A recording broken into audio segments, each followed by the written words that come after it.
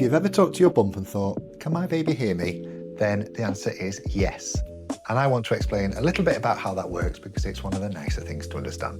I'm Martin Maher, I'm a fetal medicine specialist, and I quite literally spend all of my days looking at babies inside the womb on scan. Of all of the questions that parents ask me, this one's one of my favourites because the answer's good. So they often ask, what can my baby hear? When does the hearing start? And what's going on when I lean in and speak to my bump? And if you find this kind of thing interesting, then hit subscribe because I put one of these out every week. Okay, let's find out a little bit more about your baby's hearing. So when do babies actually start hearing? Well, your baby's ears start forming actually quite early on in pregnancy, within the first couple of months. But having the ears formed and actually hearing anything are two very different things.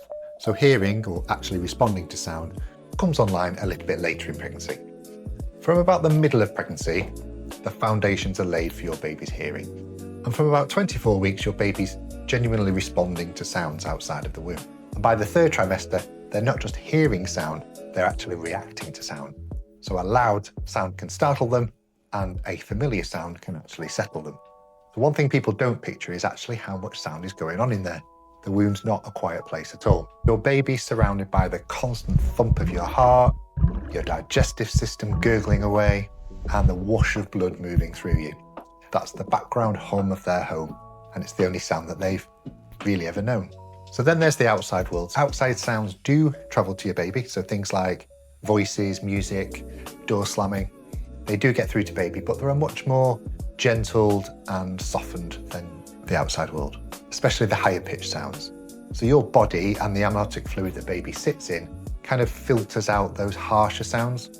The best way to describe it would be like hearing voices through a wall, or the sound that you hear when you're underwater. It's the lower, deeper sounds that tend to travel through to baby. But there's something I want to explain specifically about your voice. When you speak, your baby hears your voice in two different ways. They hear it in the way that they would hear any other external sound, coming through tissue and fluid from outside. But they also hear it coming from inside, carried through tissue and bone. So your voice reaches your baby much clearer and much louder than any other noise in the world. It's the one sound to your baby that isn't filtered. And babies really notice. We know from research that within hours of being born, babies show a really strong preference for their mother's voice over any stranger. They've been hearing it for months. It's familiar to them. There's also strong research that shows that if babies have a repeated piece of music played to them, or a story is read to them repeatedly before birth, then after birth, they show signs of recognition. They're obviously not understanding what you're saying to them, but what they are recognising is the pitch and the melody of your voice, the music of how you speak. And long before they even meet you, they're learning the sound of you. And hearing isn't the only sense that's developing in there. Touch is one of the earliest, and long before they can hear you, they're reaching out and exploring the world around them, reaching for the cord, their face. Taste develops too, and this is one that people don't realise. The flavours of what you eat passes through into the amniotic fluid. So actually, way before birth, your baby's getting a flavour of your cooking. And light. So in the final weeks before birth, your baby is able to distinguish between light and dark. And they may actually respond to a bright light being shined on your tummy. And vision is the one sense that has quite a bit further to go even following birth. And that makes sense because there's not really a lot to see inside your bump. But I want to be quite clear with you. There's a lot of advice out there that says, you must read to your baby this many times a week, you must play this type of music to your baby. And I'd steer you away from all of that. What the evidence supports is genuinely quite simple. Your baby can hear you, your voice becomes familiar and soothing to them, and that's really the gift. And we don't have any good evidence that elaborate routines make any difference to your baby.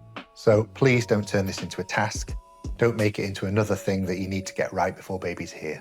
Actually, take it as a bonding experience between you and baby. You don't have to do anything special, no playlist, no schedule, no certain technique. Just talk to your baby like you would in the natural world. Tell them about your day, read to them if you'd like to, let them hear you laugh. Because by the time they're born, your voice is already the most familiar sound in their world. And on the day that you finally meet them and you speak and they turn towards you, that's not a coincidence. That's actually your baby having spent months of listening to your voice. They already know you. And I think that's something worth sharing. So pass it on to somebody who's pregnant. It's a lovely thing to know. And I personally would genuinely love to know. Let me know in the comments what you sing, say, read to your baby. I read every one of them. Next week, I'm covering NIPT, so the blood test that you may be offered at 10-week pregnancy. So what it can tell you, what it can't tell you, and how to think about whether to have it or not. Subscribe so you don't miss it. Otherwise, look after yourselves, and I'll see you next week.